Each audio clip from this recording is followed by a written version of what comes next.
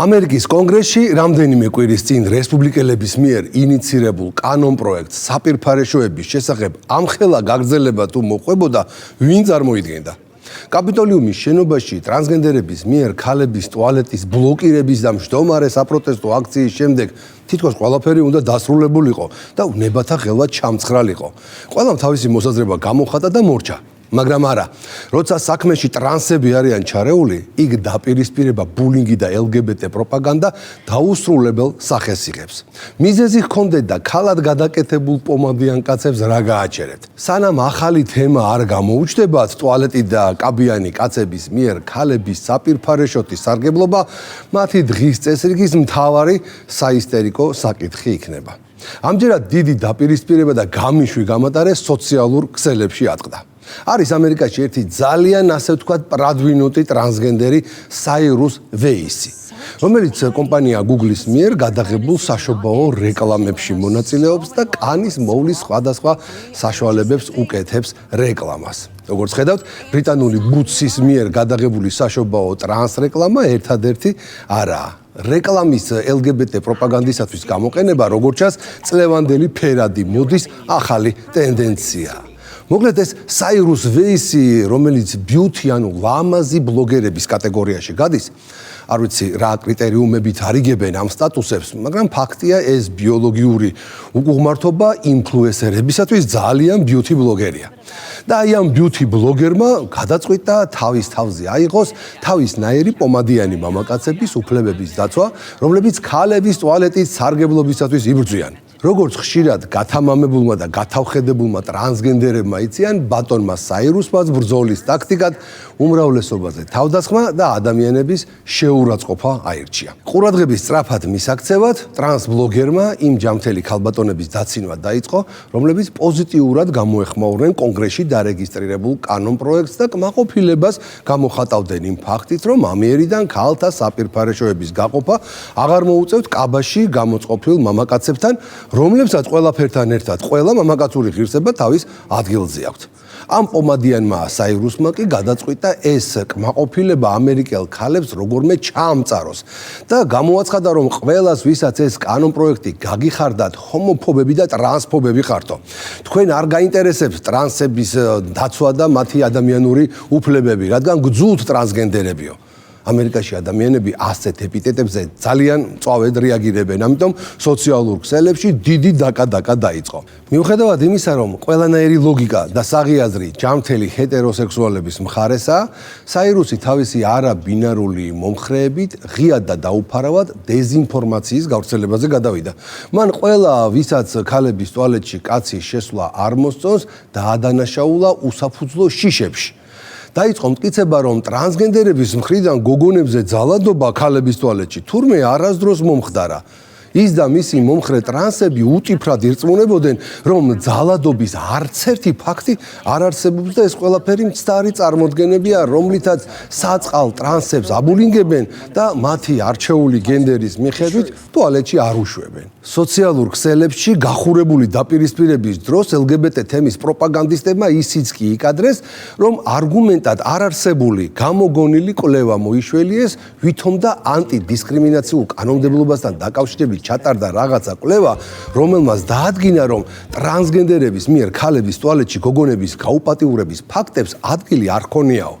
ბუნებრივია, მთელმა ამერიკამ მაშინვე ვირჯინიის შტატში 3 წლის წინ მომხდარი სკოტ სმიტის და მისი 19 წლის ქალიშვილის ამბავი გაიხსენა, როცა ტრანსგენდერის მიერ გაუპატიურებული გოგონას მამა იქეთ დააკავეს, როცა სკოლა სიმართლის დამალვის მცდელობაში დაადანაშაულა. შეგახსენებთ, მოძალადე ვითომ ტრანსი ჯერ დააკავეს და ცოტა ხანში გამოუშვეს, მხოლოდ იმიტომ, რომ LGBT თემის წარმომადგენელია. არასრულწლოვანი ტრანსის დაპატიმრება კი ბაიდენის პრეზიდენტობის დროს არ შეიძლებოდა.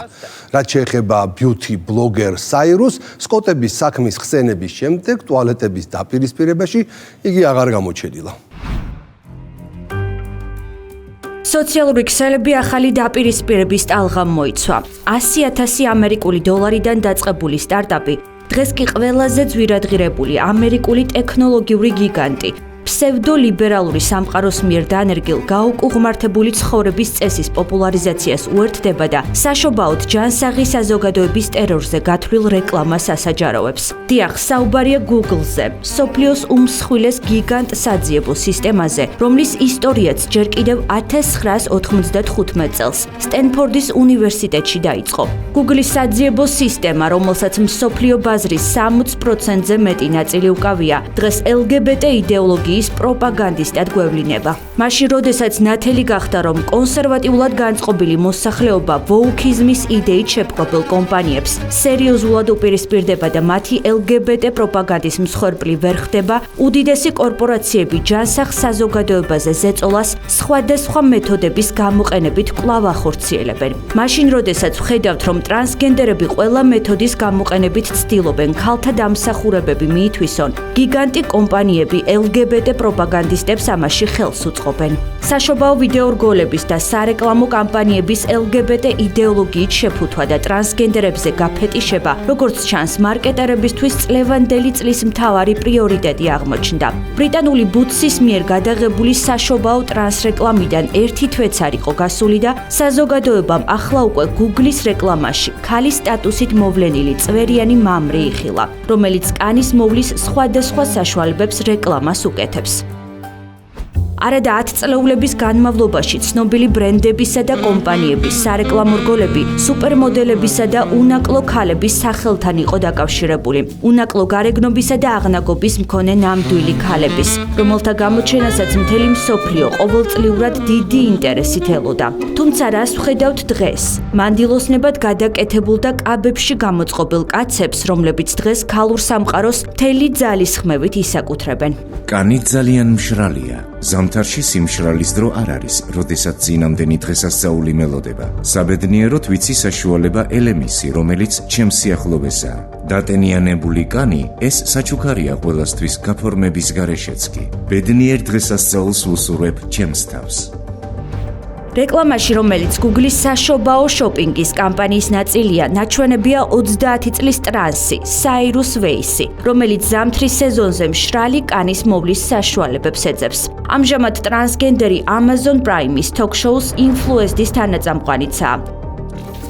გარდა ამისა, Forbes-მა ტრანსვეის აგვისტოში ვრცელი სტატიაც მიუძღვნა, სადაც ხაზი გაუსვა მის მზარდ პოპულარულობას. ასე მოხდა ეს ბიოლოგიური მამაკაცი ბიუთი, ანუ ლამაზი ბლოგერების კატეგორიაში. ინფლუენსერმა თავისი LGBT პროპაგანდით მხოლოდ Instagram-ზე 592,000-ზე მეტი, ხოლო TikTok-ზე 662,000-ზე მეტი გამომწერი დააგროვა. ასე გახდა ვეისი სოციალური მედიის ამომავალი ვარსკვლავი, რომელიც ისე გათამამდა, რომ ბრძოლის ახალ ტაქტიკად კონსერვატიულად განწყობილ საზოგადოებაზე თავდასხმა და ადამიანების შეურაცხყოფა აერჩია. საქმე ეხება ამერიკის კონგრესში რამდენიმე კვირის წინ რესპუბლიკელების მიერ ინიცირებულ კანონპროექტს, რომლის თანახმადაც ქალთა საპირფარეშოებში ბიოლოგიური მამაკაცების დაშვება უნდა აიკრძალოს. მაშინ LGBT ლობისტებმა კაპიტოლიუმის შენობაში არსებულ საპირფარეშოებში მჯდომარე აქციაც კი გამართეს და კონგრესმენ ქალბატონებს პირად სივრცეებში შესვლაც კი შეუზღუდეს. მაგრამ თუ გეგონათ, რომ ტრანსები ასე დანებდებოდნენ, ძალიან შემცდარხართ. ახლა მათ დასაცავად მაკიაჟიანი და ქალის სამოსში გამოწყობილი მამრიც გამოვიდა. Google-ის ახალი ეგრეთ წოდებული გაღვიძების რეკლამაში მონაწილე არაბინარული გენდერის შემსრულებელი ცოტა ხნის წინ პირდაპირ დასცინოდა ქალებს, რომლებიც პოზიტიურად გამოეხმაურდნენ კონგრესში დარეგისტრირებულ კანონპროექტს და კმაყოფილებას გამოხატავდნენ იმ ფაქტით, რომ ამიერიდან საკუთარი პირადი სივრცეების გაყოფა ბიოლოგიურ მამაკაცებთან აღარ მოუწევდათ. თქვენ არ გაინტერესებთ ტრანს ადამიანების დაცვა, რადგან თქვენ გძულთ ტრანსგენდერები. ნება მომეცით აგიხსნათ. მე მესმის თქვენი შიშები, მაგრამ როდესაც მე მეშინია, ვიღებ კვლევებს და დასკვნები მათზე დაყრდნობით გამომაქვს. თქვენი ეს მითები და ცრურწმენა, რომლის მიხედვითაც თითქოს ტრანსგენდერები ქალთა საპირფარეშოებს ადამიანებზე ძალადობისთვის იყენებენ, ძალიან მარტივად შემიძლია გავაქარწყლო. საირუსი დაჟინებით ირწმუნება, რომ ტრანსგენდერების მხრიდან გოგონებზე ძალადობა ქალების ტუალეტში თურმე არასდროს მომხდარა და მისთვის გაუგებარია, თურისი ეშინიათ ჯანმრთელ ქალებს. ამ აზრის განსამტკიცებლად ტრანსგენდერმა გაუგებარი და დაუსაბუთებელი კვლევებიც მოიშველია. თუმცა ამერიკაში მომხდარი ფაქტები საპირისპიროზე მეტყველებს. მართალია ტრანსგენდერებს ყოველთვის მსხვერპლად გამოჰყავდათ საკუთარი თავები და ამტკიცებდნენ, რომ კონსერვატიულად განწყობილი საზოგადოება მათ ჩაგრავს და დევნის. თუმცა ქალის სამოსში გამოწყობილ მამაკაცს საკუთარ ბლოგში არ უხსენებია შემთხვევა, რომელმაც 3 წლის წინ მთელი ამერიკა შეძრა. მაშინ ვირჯინიის შტატში სკოტ სმიტი სკოლის საბჭოს ხდომაზე დააპატიმრეს და ეს მას შემდეგ, რაც სკოლა საკუთარ თინეიჯერ ქალიშვილზე ტრანსგენდერის მხრიდან სექსუალური ძალადობის ინციდენტის დაფარვაში დაადანაშაულა. სწორედ ამიტომ Google-ის რეკლამაში ამ ტრანსგენდერის მონაწილეობა ამერიკული საზოგადოების ჯანსაღი ნაწილისთვის ყოვლად მიუღებელი შიზოფრენია და საყოველთაო სკანდალის თემა გახდა. მე მოხარული ვარ, რომ არ ვიყენებ Google-ს. ეს რა სისულელეა. Google-ის საშობაო რეკლამა არის ტიპიური გამოღვიძებული ნაგავი, რომელსაც ნერგავს კორპორატიული ამერიკა და რისგანაც ხალხი დაიღალა. ამ დაპირისპირების ფონზე Google-ის წარმომადგენელმა Fox News განუცხადა, რომ კომპანია ბევრ გავლენიან პირთან თანამშრომლობს და ტექნოლოგიური გიგანტი, რა თქმა უნდა, თითოეული მათგანის პირად შეხედულებას არ ეთანხმება. ვოუკიზმის იდეით შეპყრობილი და LGBT პროპაგანდის გავრცელების მცდელობაში მხილებული კომპანია საზოგადოების რეაქციის შემდეგ უკან იხევს. როგორც ჩანს, ტექნოლოგიური გიგანტისთვის ფული და კომერციული ინტერესი მაინც უფრო მნიშვნელოვანი აღმოჩნდა, ვიდრე LGBT მოდის ტენდენციები. ამ ეგრეთ წოდებული ბიუთი ბლოგერის წყალობით სერიოზულ შარში გაეხვა სოფლიო ბიზნესის ერთ-ერთი ლიდერი Google-იც. ტრანსგენდერების მონაწილეობით გადაღებული რეკლამების გამო ჯანმრთელი კაცობრიობის კრიტიკას ეს ტექნოლოგიური გიგანტიც ვერ გადაურჩა. ამ გარყვნილი კლიპების გამო Google ვოუკიზმშიც კი დაადანაშაულეს. ეს კი რამხელა ფინანსურ ზარალთანაა დაკავშირებული, Toyota-ს, Harley-Davidson-ის და Bud Light-ის მაგალითზე ყველასათვის ცნობილია. შესაბამისად, Google-მა სწრაფად უარყო თავისი კავშირი ტრანსების მონაწილეობით გადაღებულ რეკლამასთან და ყველაფერი მაშინვე Amazon Prime-ს გადააბრალა. მაგათი მოფიქრებულია ეკლიპები და მაგათი პროდუქციის რეკლამაა მანდო. კვირაში 4-ჯერ ყოველ საღამოს 10 საათზე ყურადღებით დააკვირდით ლიბერალიზმის ანატომიას. როგორ თვალსა და ხელშუა იცვლება სამყარო.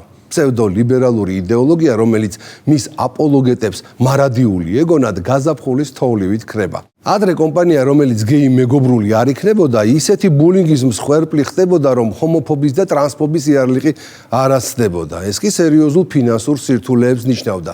დღეს კი მემარჯვენე კონსერვატიული განწყობების მატებასთან ერთად ვითარება 180 გრადუსით იცვლება.